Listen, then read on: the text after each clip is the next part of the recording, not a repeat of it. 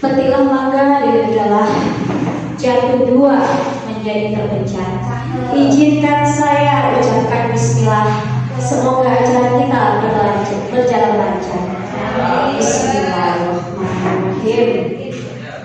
Air belia tanda tak dalam, air tenang seperti berlian. Izinkan saya ucapkan salam untuk Bapak Ibu semuanya. Assalamualaikum warahmatullahi wabarakatuh.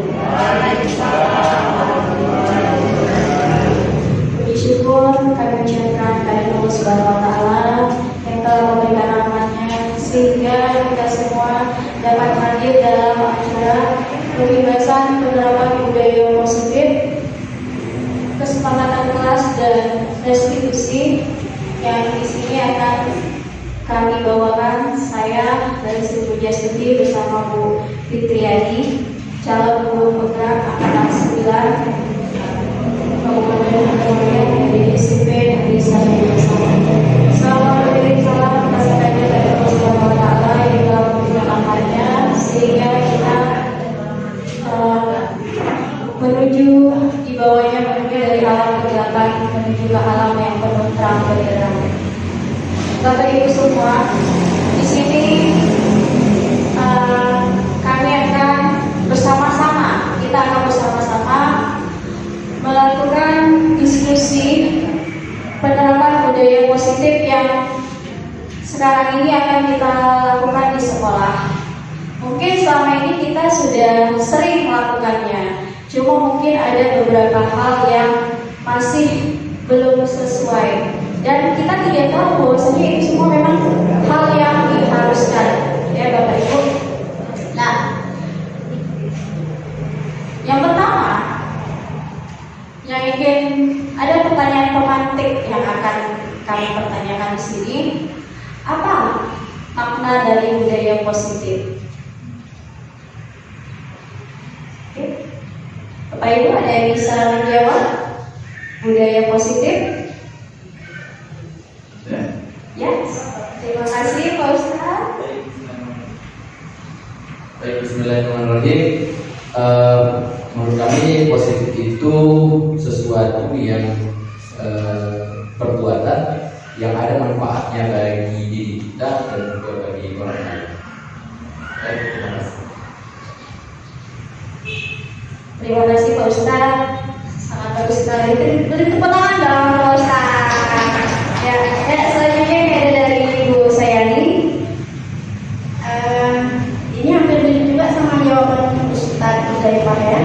Budaya positif ini adalah budaya yang ada manfaatnya. Contoh gambar kecil, misalnya ada sampah. Kita mengambil sampah meletakkan pada tempatnya. Jadi kalau budaya itu terus dilanjutkan berdampak positif dan menghasilkan lingkungan yang sehat dan bersih. Thank you. Thank you Bu Sayani, jawabannya sangat luar biasa. Beri tepuk tangan Bu Sayani. Ya, jadi budaya positif, budaya yang memang harus kita lakukan berulang-ulang tanpa adanya paksaan. Tidak ada lagi pemaksaan. Kalau dulu mungkin kita memang berkata ya, dengan dipaksa akan terbiasa. Nah, namun pada sekarang ini itu tidak bisa lagi kita lakukan.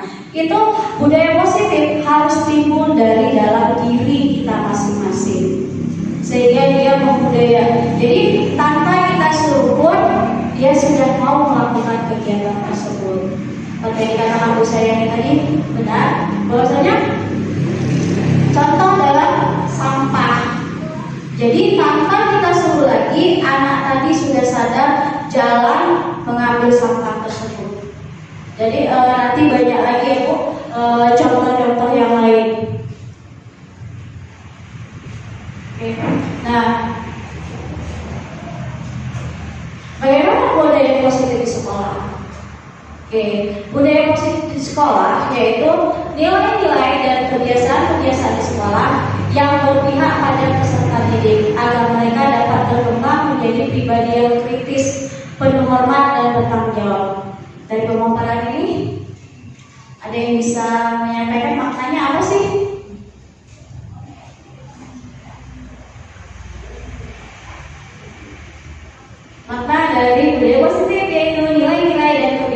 kebiasaan di sekolah yang berpihak pada peserta didik. Maknanya bagaimana?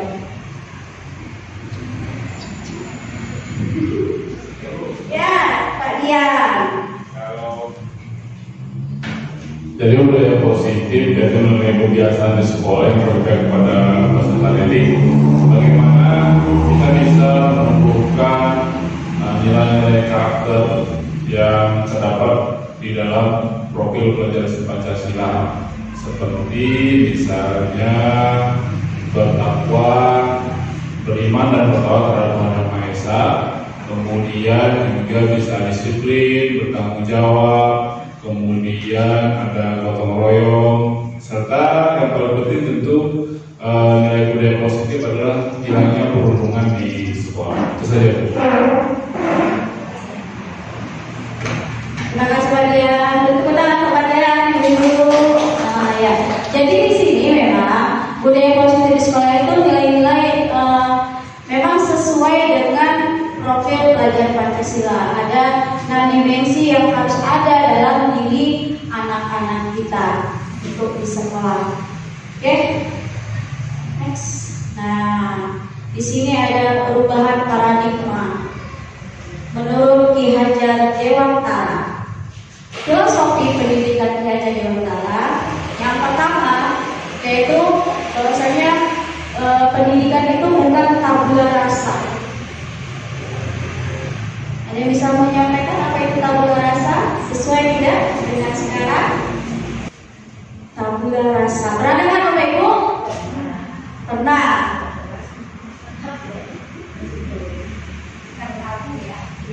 Kan tahu. Tabula di sini tapi ya, tabula rasa.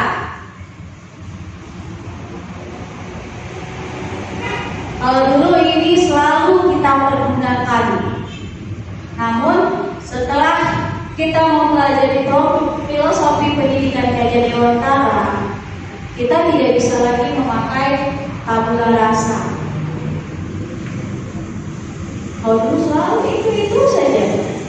Ini lebih cenderung ke anak didik kita.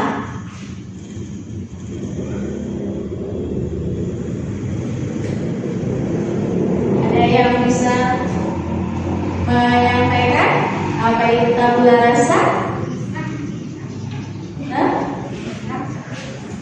Bisa ya?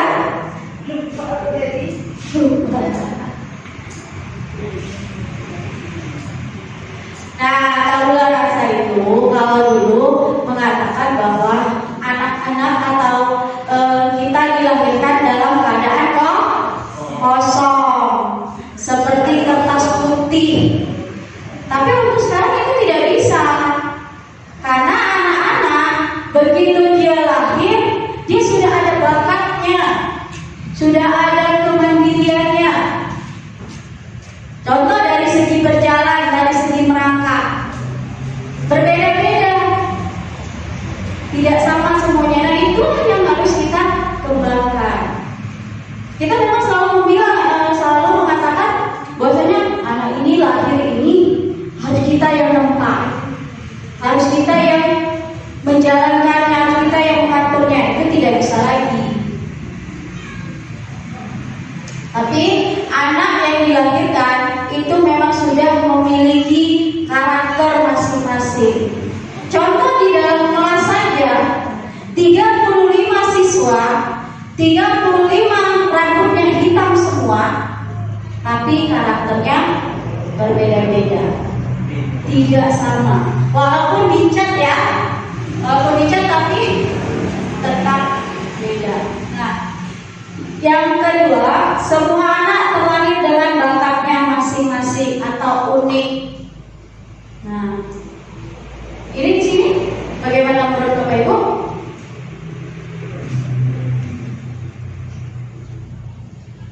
Semua anak terlahir dalam bakatnya masing-masing. Apakah kita setuju? Ustaz? Jadi saya ingat dari hadis Nabi, yaitu anak itu terlahir kemudian orang tuanya lah yang menjadikan dia Majusi, Nasrani dan lain sebagainya. Nah, masing-masing, mana arahnya, dan ini bakatnya masing-masing itu betul tadi di yang pertama tabula rasa kosong tidak. Karena apa?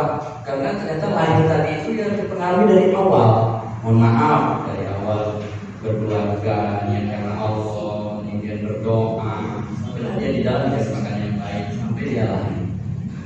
Seperti itu. Oke, kalau menurut ibu-ibu gimana? Bung Ija? Kenapa sih anak kita itu unik? Gimana Mulia?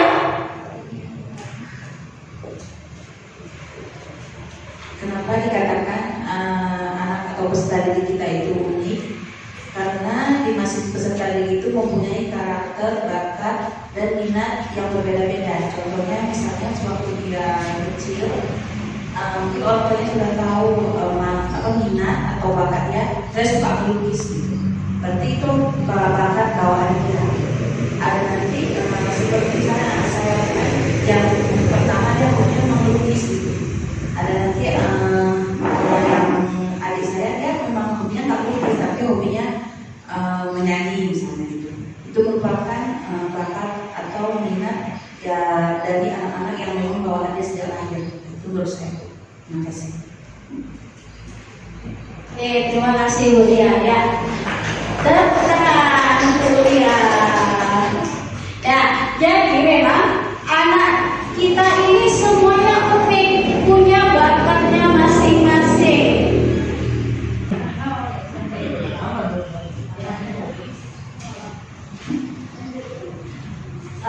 Ya, jadi yang dikatakan Bu Lia tadi contohnya anaknya sendiri dari lahir dia atau sekarang ini umur 5 tahun sudah nampak jiwanya jiwa melukis. Nah itu keunikan dia. Nah kalau kita paksakan dia harus menari tidak bisa. Jadi dia bakatnya unik sendiri. Jadi kita sebagai orang tua, kita sebagai guru, kita hanya menuntut mereka dengan bakat yang mereka berikan. Ini contoh nih untuk kegiatan Bu Linda ya, untuk yang hari Senin. Ada stand up comedy, ada mengarang, ada menulis cerpen, ada jamin gitu ya. Nah, kalau Bu Linda atau kita salah mencari orang, nggak akan jadi. Jadi itu semua harus dari jiwanya sendiri, lalu kita dukung, kita tuntun. Itulah yang maksud dari semua anak terlahir dengan bakatnya masing-masing atau unik. Nah, lalu filosofi selanjutnya ada dimengerti. Dimengerti ini nilai-nilai kebajikan yang ada di dalam diri kita dan diri anak-anak. Lalu filosofi selanjutnya, tugas guru menuntun bakat tersebut agar anak tumbuh dengan selamat dan bahagia. Jadi seperti keunikan yang ada dalam diri anak-anak, contoh yang seperti anak Bu Lia, dia melukis, tinggal kita tuntun saja bagaimana cara dia bisa menghasilkan suatu karya lukisan yang sangat baik. Itu. Jadi jangan kita paksakan dia harus menari, harus yang memasak, tidak bisa. Semua orang bisa masak ya, tapi belum tentu enak. Kalau kita di sini udah ada chefnya ya, ada pemain dan yang mau. Nah,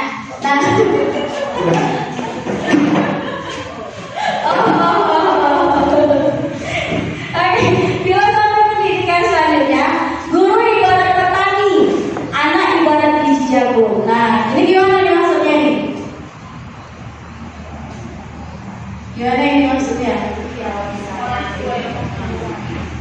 Guru yang membimbing, guru yang memberi ilmu pengetahuan, mengharapkan agar anak didiknya menjadi anak yang soleha, berguna untuk kedua orang tua, nusa dan bangsa.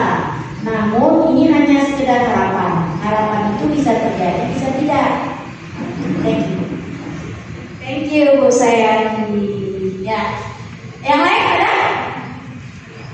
Ya, kemudian Guru ibarat petani dan anak ibarat biji jagung, di mana guru memberikan ilmu seperti yang saya tadi, dan apabila anak bisa menyerap ilmu bagus, maka ilmu yang menjadi bakal untuk yang nanti dan bisa menjadi kemampuannya bisa suatu nanti istilahnya dia menjadi unggul, yang menjadi bibit yang unggul untuk mendapatkan apa yang diinginkan nanti.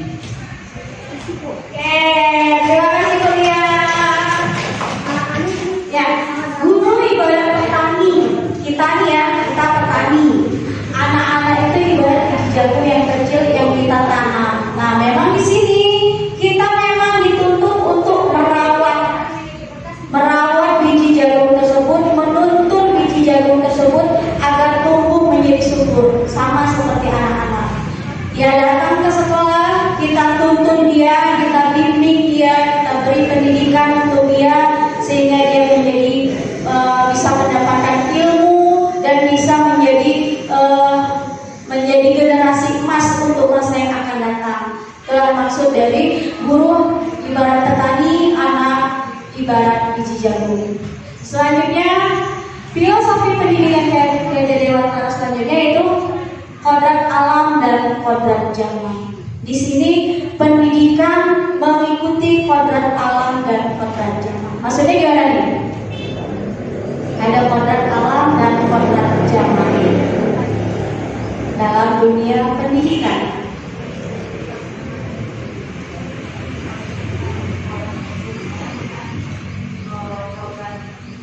Saya buka kodrat alam dan kodrat zaman, di mana anak itu sewaktu kecil saya dihubungkan dengan seperti kita misalnya di Indonesia atau di Aceh dengan budaya-budaya yang Islami misalnya. Kemudian kodrat zaman kita ketahui bahwa zaman sekarang ini banyak budaya-budaya yang dari luar masuk ke Indonesia ataupun ke Aceh yang mungkin anak kita kalau tidak bisa mengimbanginya mungkin dia akan terjerumus ke hal yang negatif. Oke, terima kasih kuliah. Yang lain ada? Oke, nah kodrat alam dan kodrat zaman di sini bahwasanya kita guru dan anak dalam dunia pendidikan kita harus mengikuti yang pertama kodrat alam. Bagaimana anak tersebut, bagaimana karakternya, bagaimana lingkungannya. Kita harus bisa melihat kondisi anak kita dulu. Jangan kita nanti marah-marah aja terus kan, tanpa mengetahui dulu alam mereka. Bisa jadi di rumah juga dia kurang perhatian. Sampai sini kita marahi lagi.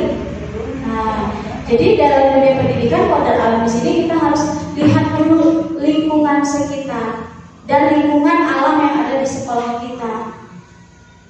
Kalau kodrat zaman, nah, kita mendidik anak, kita ikutin sesuai zamannya. Tidak bisa lagi kami dulu. Nah, sudah berbeda. Contoh, sekarang dunia pendidikan, dunia pembelajaran semuanya menggunakan era digital, menggunakan aplikasi elektronik semua. Jadi kita tidak bisa lagi kembali ke masa dulu. Dulu kami pakai buku aja udah siap. Dulu kami pakai ini saja bisa. Dan sekarang tidak bisa, Bu. Kita harus ikuti zaman. Kalau kita stuck hanya di masa lalu, kita tidak bisa. Nah, dulu juga memang ke anak kita ada jaga jarak. Kalau sekarang kita ikutin, kita harus jadi teman sama mereka. Kita ikutin bagaimana gaya-gaya anak, cuma hanya ada batasan mana yang bisa kita lihat. Gaya mereka kalau memang tidak sesuai kita nasihati. Tapi kita memang beginilah kehidupan sekarang karena perubahan zaman, jadi kita harus ikut dengan zaman sekarang. Tidak bisa lagi kembali ke masa lalu. Bu, kenapa nggak bisa kembali? Bisa. Ada beberapa hal yang memang kita harus ikut ke masa lalu, namun ada beberapa hal yang kita harus ikutin zaman sekarang. Contoh, kita sekarang ini ujian saja sudah pakai HP. Kenapa?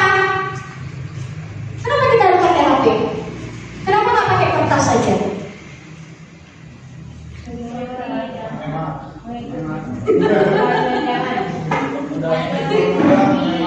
Mereka.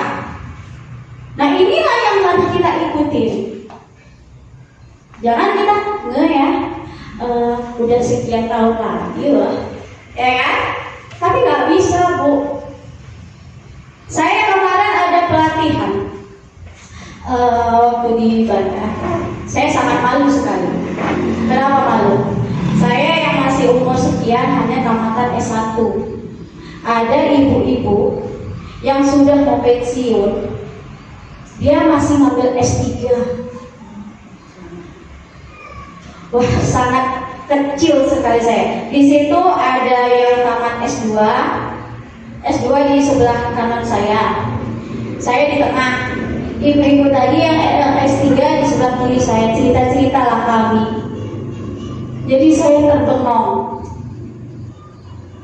Jadi dibilang ibu itu, Dek, ilmu itu bukan hanya di sekolah nanti kita gunakan, tapi ilmu itu bisa di mana saja kita gunakan. Tidak ada alasan sudah tua, kata dia. Di situ jadi saya, ya Allah, saya belum ada apa-apanya. Jadi memang ada niat, tapi berhubung karena masih banyak kegiatan. Tapi dengan begitu Bu, membuka mata saya untuk lagi belajar lagi. Kenapa yang udah tua saja mau belajar, kita yang udah tidak? Nah, jadi di sini memang kita harus mengikuti kodrat zaman, begitu juga dengan anak-anak kita. Ya. Selanjutnya ada berpihak pada murid, pada anak. Maksudnya gimana nih? Berpihak pada pendidikan yang berpihak pada murid, menghamba pada murid.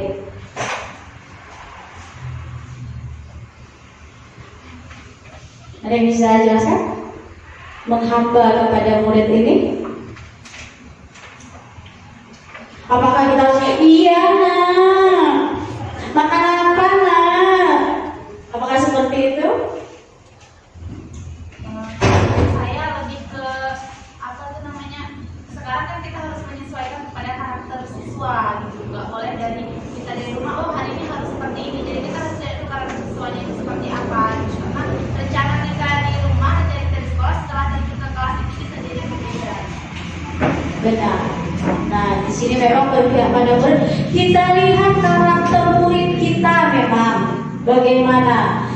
Contoh dari segi pembelajaran, ada yang siswa belajarnya secara kinestetik, ada yang audio visual, ada yang audio, ada yang visual. Nah, itulah yang harus kita ikuti. Tidak bisa kita memaksakan, ini semua harus audio. Tidak bisa. Jadi harus kita ikuti, berpihak kepada anak.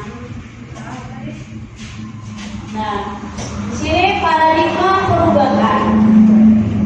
Untuk membangun budaya yang positif, sekolah perlu menyediakan lingkungan yang positif, aman dan nyaman, agar murid-murid mampu berpikir, bertindak dan mencipta dengan merdeka, mandiri dan bertanggung jawab. Nah, jadi banyak perubahan yang harus kita lakukan di sekolah. Salah satunya itu menciptakan dengan merdeka, mandiri. Di sini bukan berarti anak-anak itu merdeka suka-sukanya di sekolah. Tapi itu tadi contoh dari segi pembelajaran. Tidak bisa kita samakan. Jadi mereka harus kita lihat karakter atau cara belajarnya.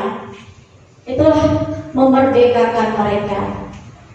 Kan sama juga seperti kita kan dalam belajar.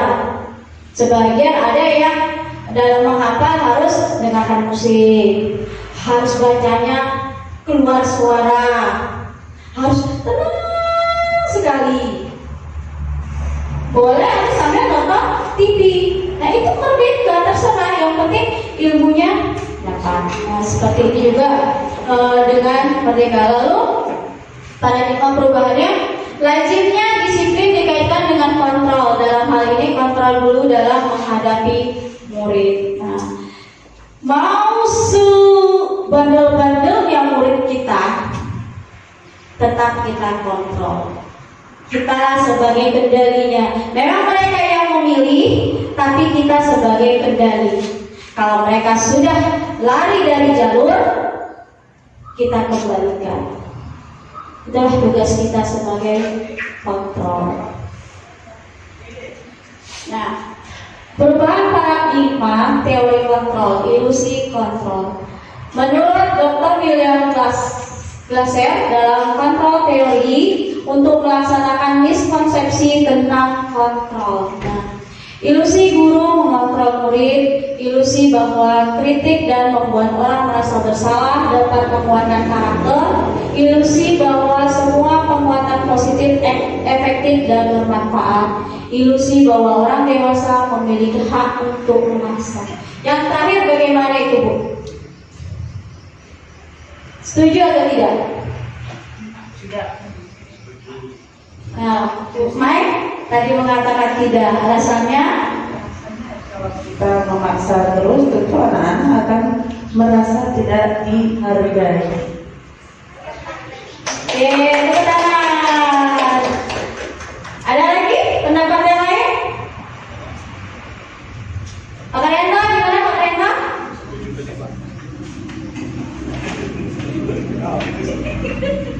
Kalau melihat dari poin pertama ilusi guru otomatis, kedua dan ketiga, kalau yang keempat itu memang kita harus memaksa, tapi mengarah ke positif, Bu. Artinya anak-anak ini kalau tidak dipaksa tidak mau berbuat juga.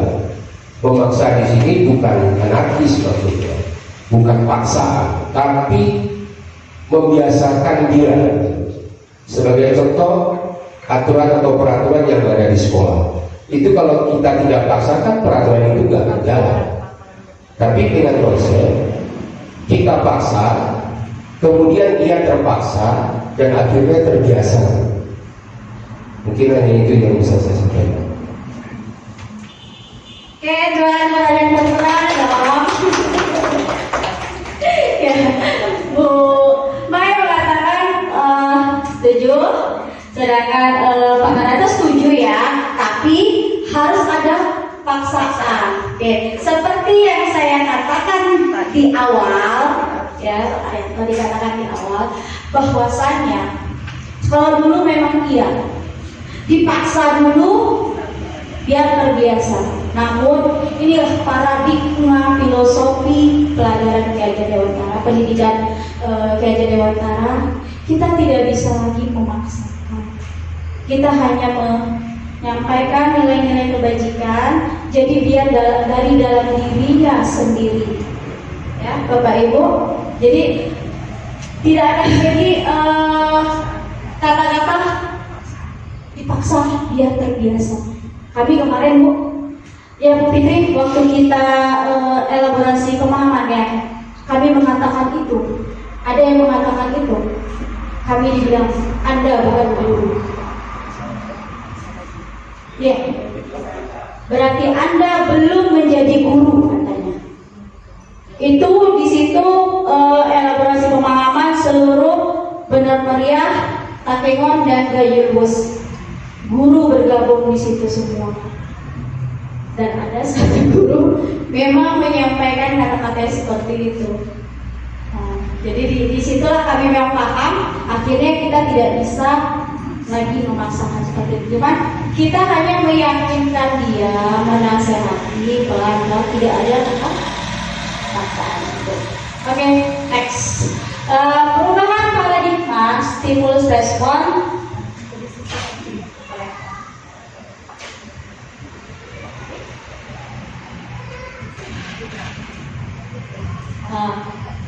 Nah, saya apa makna disiplin? Ada yang bisa menjelaskan makna disiplin? Makna disiplin ini luas, Bu ya. Disiplin ini pengertiannya on time, tepat waktu, mematuhi peraturan yang berlaku sesuai di mana posisi kita berada. Kalau di sekolah. Oke. Disiplin. Nah, ini dia. Kata disiplin sering dikaitkan dengan tata tertib, peraturan dan kepatuhan pada peraturan, ya. Gitu. Lalu kata disiplin juga sering dihubungkan dengan hukuman. Lalu kali kan? Lalu padahal itu sungguh berbeda karena belajar dengan disiplin tidak harus dengan memberi hukuman. Justru itu adalah salah satu alternatif terakhir dan kalau perlu tidak digunakan sama sekali. Jadi memang pada intinya kalau sudah kita disiplin ujung-ujungnya ada hukuman. Baik, bukan karena adanya paksaan dari orang lain. Dia disiplin motivasi diri secara internal. Tapi kalau memang tidak bisa sama sekali, ya otomatis si anak yang tidak disiplin tadi harus berusaha dengan pihak lain, salah satunya contoh dari BK, ya. Teori motivasi perilaku manusia. Nah, untuk menghindari ketidaknyamanan atau hukuman, apa yang akan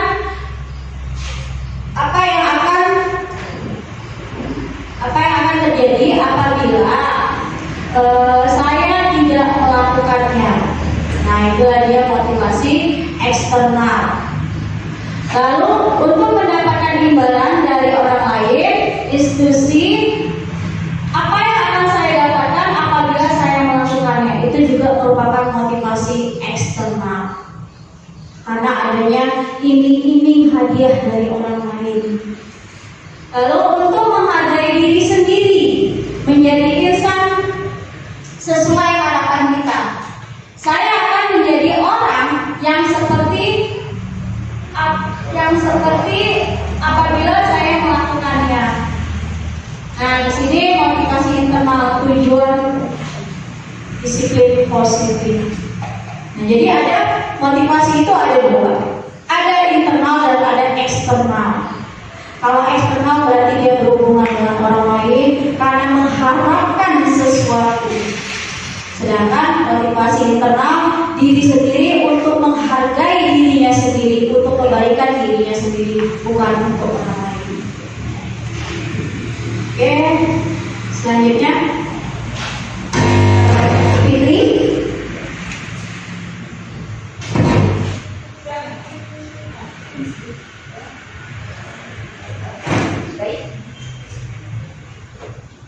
Baik, assalamualaikum warahmatullahi wabarakatuh.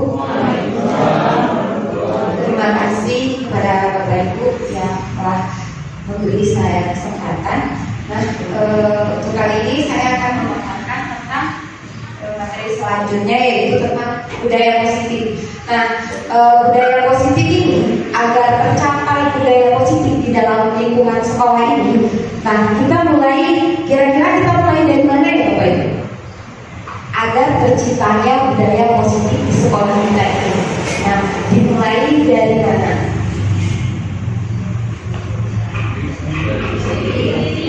Ya, mulai dari diri sendiri ya Bapak Ibu. Nah, di sini peraturan kelas. Nah, kira-kira peraturan kelas itu apa saja Bapak Ibu? Terus apa lagi Bu? Jaga kebersihan, jangan ribut. Apalagi Bu? Ya, jangan makan di kelas. Nah, peraturan-peraturan ini bisa kita jadikan sebuah keyakinan kelas. Nah, dengan cara apa? Kira-kira?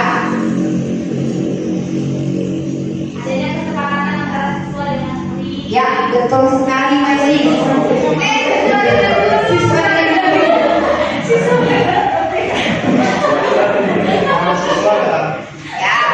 Adanya kesepakatan antara murid peserta didik dengan guru. Nah, kemudian setelah terbentuknya keyakinan di dalam kelas, akan terbentuknya lingkungan positif. Nah, misalnya tadi jangan buang sampah sembarangan. Nah, kalimat positifnya apa? Buang sampah.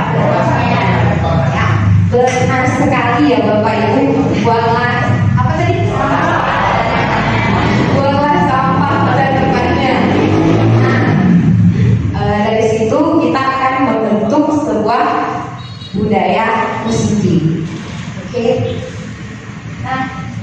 kemudian keyakinan kelas, dukungan dan penghargaan. Nah, mengapa tidak peraturan saja? Mengapa harus keyakinan sekolah? Keyakinan kelas. Nah, ini ada pertanyaan ya Bapak Ibu. Mengapa kita memiliki peraturan harus menggunakan helm mengendarai kendaraan roda 2? Itu kira-kira keyakinan, peraturan, atau kesepakatan? Peraturan. Ya.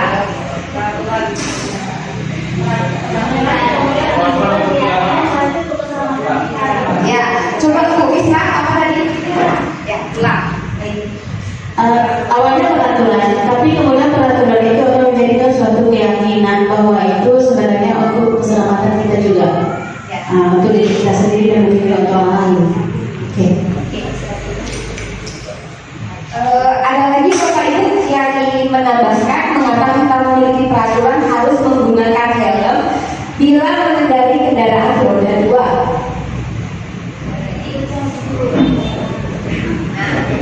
Betul ya Bu Isra, untuk peraturan itu ditaati untuk keselamatan kita. Nah, kemudian mengapa kita memiliki peraturan 3M, menggunakan masker, mencuci tangan dan menjaga jarak 1,5 meter. Nah, itu kira-kira peraturan, keyakinan atau kesepakatan?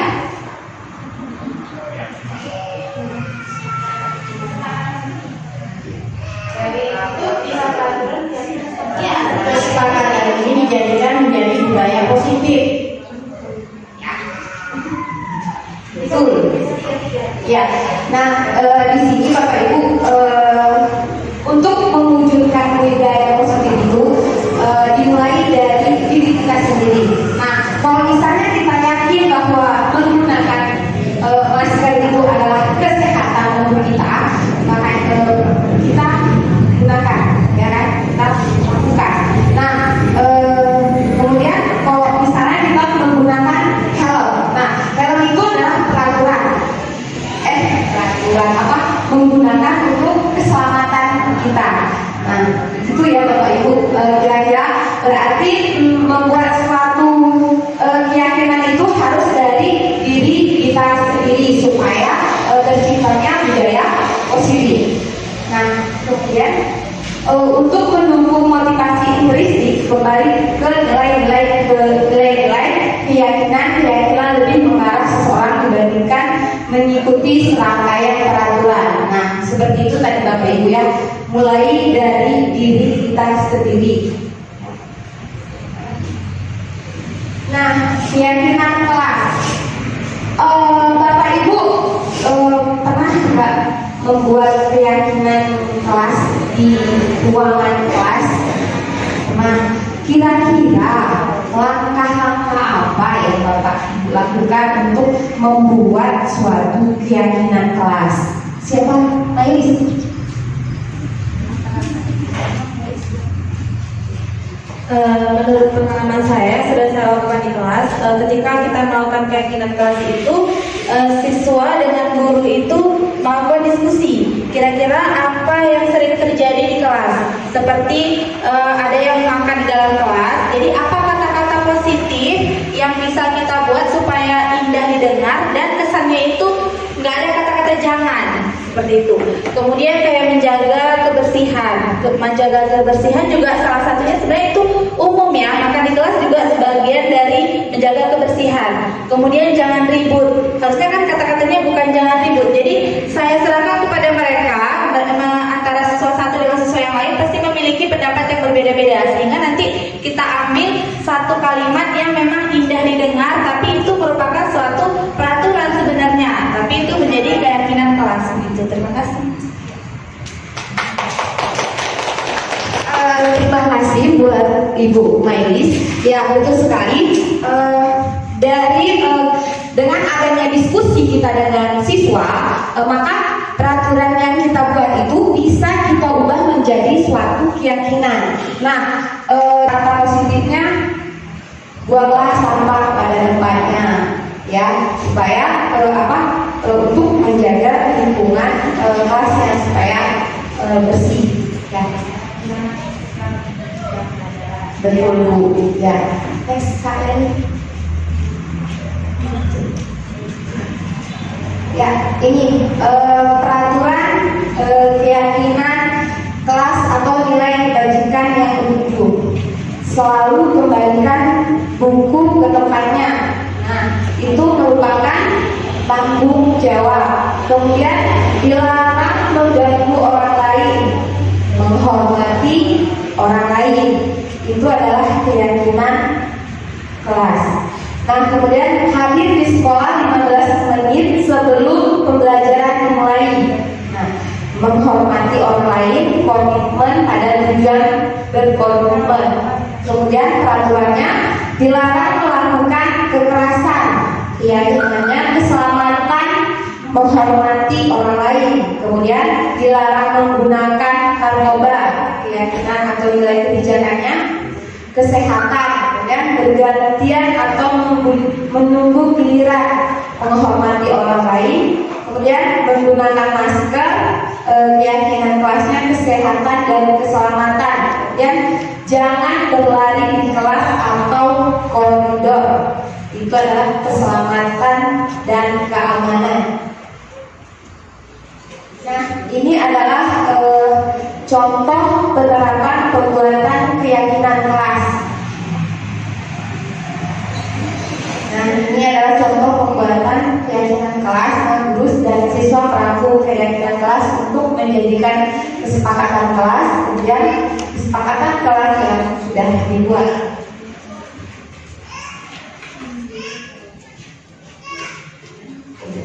Dan ini Bapak Ibu, kira-kira tindakan guru mencatat 100 kali di dalam buku kalimat "Saya tidak akan terlambat lagi karena terlambat ke sekolah". Nah, kira-kira jawaban Bapak Ibu itu hukuman atau konsekuensi? Konsekuensi. Catat ya. Ya, catat ya jawaban dari Bapak Ibu semua ya. Ingat ya masing-masing ya. Oke. Dan kemudian berlari mengelilingi lapangan basket 2 kali karena terlambat hadir sekolah. Itu kira-kira hukuman atau konsekuensi? Ya, dicatat ya Bapak Ibu jawaban masing-masing. Diingat ya. Dan kemudian murid diminta untuk push up 15 kali karena tidak menggunakan masker ke sekolah. Itu hukuman atau konsekuensi? Oke, siap. Menggantikan kertas tugas teman yang telah dicoret-coret, itu hukuman atau konsekuensi? Konsekuensi. Oke. Ingat ya Bapak Ibu ya jawabannya ya. Nanti akan diberikan hadiah. Kemudian membersihkan tumpahan air di meja tulis karena tersenggol pada saat belajar. Meminta murid tidak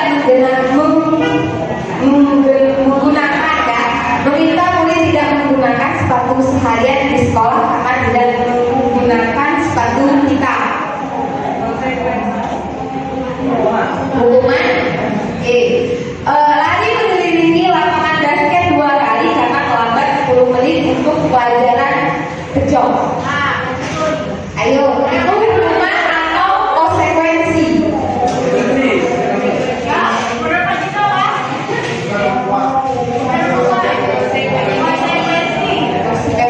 Oke, baik Bapak Ibu tadi kan udah dicatat ya, atau udah diingat ya jawabannya masing-masing. Oke, kita buka ya. Ayo.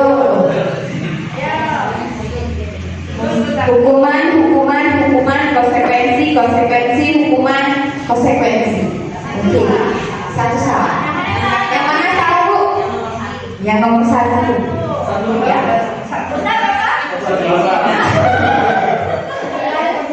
Ya, 9. Oh, tidak ada yang 100 ya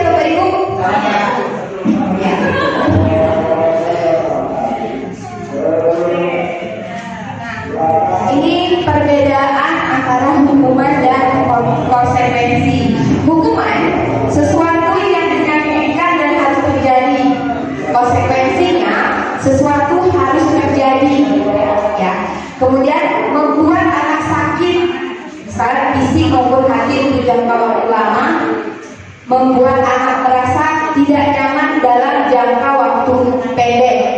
Kemudian hukuman anak membenci kedisiplinan, konsekuensinya anak menghargai disiplin. Kemudian paksaan, konsekuensinya stimulasi tanggapan. Kemudian mendorong anak menyakiti diri sendiri, mendorong anak agar mudah menyesuaikan diri. Dan kemudian konsep dari yang buruk, konsekuensinya konsep diri yang baik. Hukuman anak belajar untuk menyembunyikan kesalahan, anak belajar mematuhi peraturan.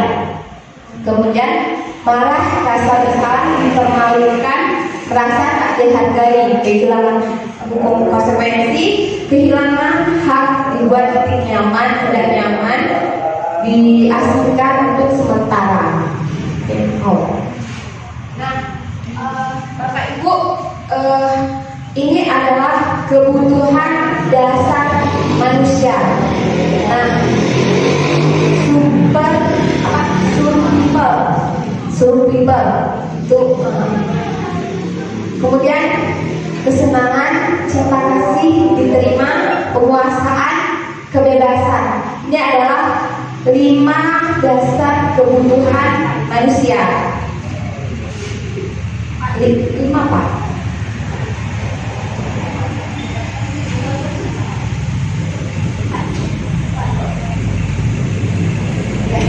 Ini Bapak Ibu, Bu Ani, guru kelas 5 di SD Pelita Hati, sedang bingung menghadapi ulah salah satu murid di kelasnya.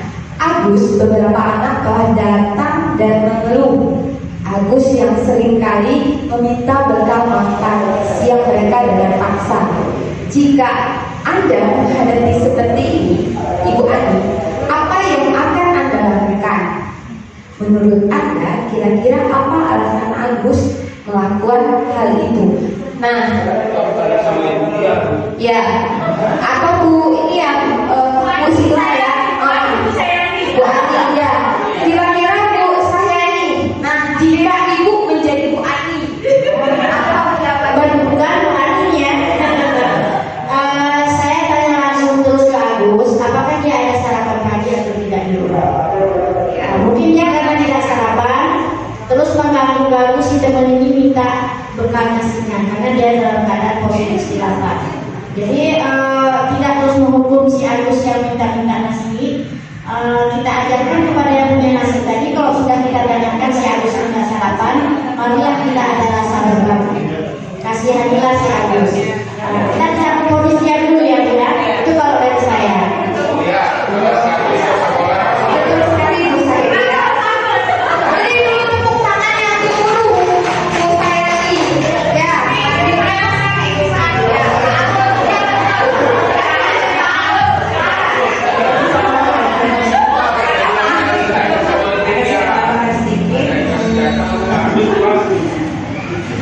Apabila si Agus ada dari soalnya dia minta bekal makan siang dengan paksa kepada teman-temannya. Sama dengan Bu Sayani tadi, menanyakan kenapa dia tidak sarapan. Kemudian memberikan juga kepada Agus sedikit maksudnya masukan gitu bahwa sarapan pagi itu penting untuk kesehatan. Kemudian sarapan pagi itu juga penting untuk menunjang fokus dalam belajar. Jadi itu akan saya sampaikan kepada si Agusnya. Kemudian seperti yang Ibu saya katakan bahwa berbagi itu indah. Jadi kawan-kawannya bisa berbagi makanan kepada si Agus biar si Agus tidak lapar.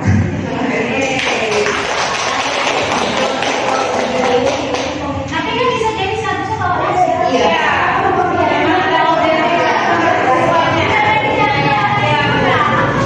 Karena dia mau ini cari perhatian ya Bu dia ya. Iya. Lagi-lagi Bu Sila. Baik, saya harus coba menjawab ya.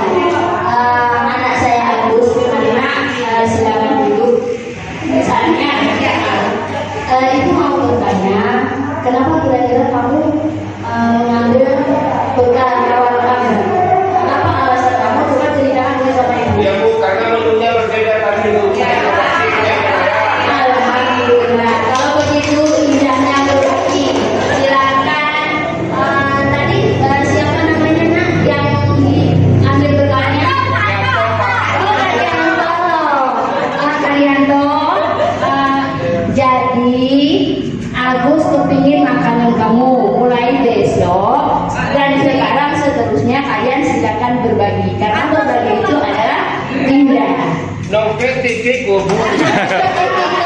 Jadi Seger lu. segerut tadi lama gak geribo.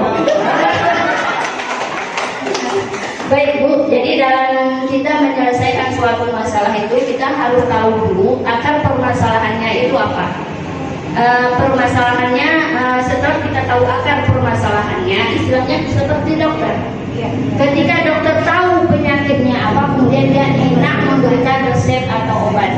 Begitu juga kita dalam pendidikan, karena beragam anak kita di sini, misalnya kita kurang lebih 300 lebih ya Bapak Ibu ya. Jadi 300 karakter siswa yang kita hadapi. Jadi antara yang satu sama yang lainnya itu sangat berbeda. Sama seperti yang dikatakan Bu Lia sama Bu Saniani tadi, bisa jadi dia karena tidak makan pagi, bisa jadi dia karena memang itu adalah suatu kebiasaan dia. Jadi fungsi kita sebagai guru itu mengarahkan mereka sesuai dengan alasan dia tadi, sesuai dengan akar permasalahan tadi. Apa alasan dia, apa yang memotivasi dia. Istilahnya seperti ini, kita cari akar masalahnya.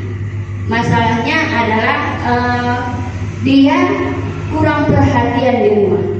Itu salah satu contoh. Kalau dia kurang perhatian di rumah, ya kita kasih perhatian di sini. Kalau memang dia usil, memang itu adalah usil. Itu tugas kita mengarahkan dia, menuntun dia bahwa kita katakan perbuatannya itu adalah salah. Seperti yang dikatakan oleh Bu Leli sama Bu Fitri tadi, kita tidak boleh memaksakan kehendak kepada anak, itu benar sekali. Apalagi, nah kamu harus berubah. Kalau tidak berubah, ini hukumannya. Itu tidak boleh. Tetapi kita mengajak mereka dengan pelan-pelan. Istilahnya heart to heart kata Pak Dian. Dari hati ke hati.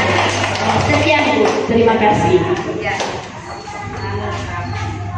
Baik, terima kasih buat Ibu Sila, pemaparannya yang sangat bagus sekali ya, luar biasa. Nah, next Kak Leli. Nah, dalam konteks penerapan disiplin positif, Bu Ani sebaiknya mencari apabila jawaban Agus karena ia lapar dan orang tua yang tidak membawakannya bekal makanan siang, kebutuhannya adalah bertahan hidup. Nah, kemudian apabila jawaban si Agus ini karena ia senang temannya jadi memperhatikan dia. Misalnya tadi kan dia memang ia usil Pak ya, karena tadi kan kata Pak Anto, saya cuma ikan asin aja Pak, ya kan?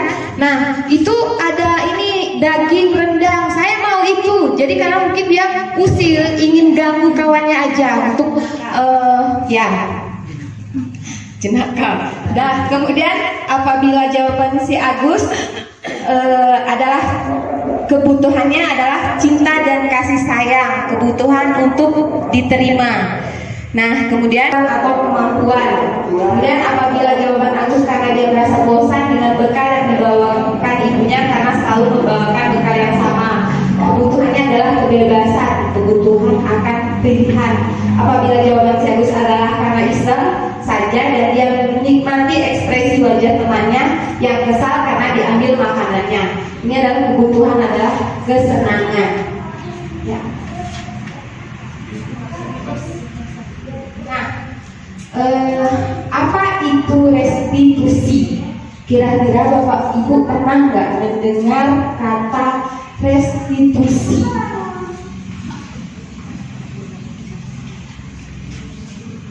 Kondisi nyaman. Ya. Kondisi nyaman. Restitusi itu adalah proses menciptakan kondisi bagi murid untuk memperbaiki kesalahan mereka sehingga mereka bisa kembali pada kelompok mereka dengan karakter yang lebih kuat. Nah, yang dikatakan seperti Bu Sila tadi ya, jangan terus kita mengatakan gitu ya. Kita harus heart to heart Bu Sila ya, dari hati ke hati, oke, supaya anak tersebut merasa nyaman. Nah, ini adalah 9 ciri-ciri restitusi. 1, bukan untuk menebus kesalahan, lalu untuk belajar dari kesalahan. Kemudian memperbaiki hubungan. Yang ketiga, tawaran bukan paksaan. Nah, restitusi menuntut untuk melihat ke dalam diri. Kemudian restitusi mencari kebutuhan dasar yang mendasari tindakan. Restitusi dari diri adalah cara yang paling baik untuk memperbaiki diri. Nah, kemudian restitusi fokus pada karakter bukan tindakan. Yang kedelapan, restitusi fokus pada solusi. Yang kesembilan, restitusi mengembalikan murid yang berbuat salah pada kelompoknya. Kemudian ini adalah segitiga restitusi. Tahapan-tahapan membuat segitiga restitusi. Nah, di sini ada 3 tahapan ya Bapak Ibu. Yang pertama, menstabilkan identitas. Nah, seperti Bu Sila katakan tadi, kita tanya dulu dia, kenapa Mak? Ada apa Mak dengan dirimu? Ya. Nah, kemudian setelah kita menstabilkan identitas, kemudian kita validasi tindakan yang salah. Kita cari kenapa kamu bisa melakukan itu Nak? Apa alasanmu untuk melakukan hal tersebut? Kita tanyakan kepada anak tersebut. Nah, kemudian menanyakan keyakinan. Nah, kita misalnya di kelas sudah membuat suatu keyakinan di dalam kelas. Nah, jadi kita tanyakan kepada anak tersebut, kira-kira Nak, keyakinan kelas apa yang kamu lakukan ya untuk menyelesaikan sebuah masalahnya. Dah.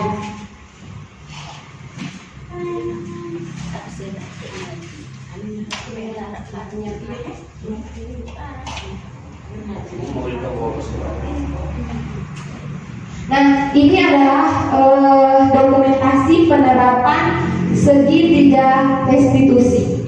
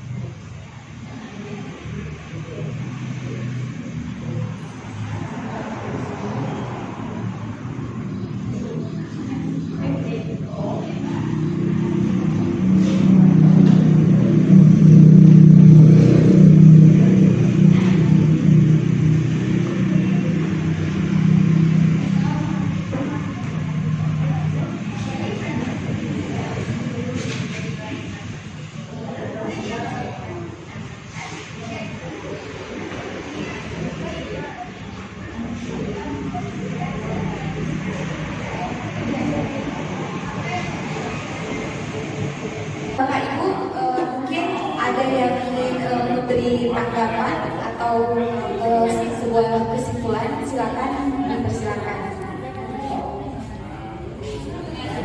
Setelah kita melaksanakan penerapan budaya positif tadi, ini sangat luar biasa sekali bahwasanya bagaimana kita bisa menerapkan budaya positif itu di sekolah, kemudian juga bisa melakukan kesepakatan kelas dan juga restitusi dalam pelaksanaan menangani bagaimana siswa yang bermasalah. Ini materi yang sangat luar biasa sekali.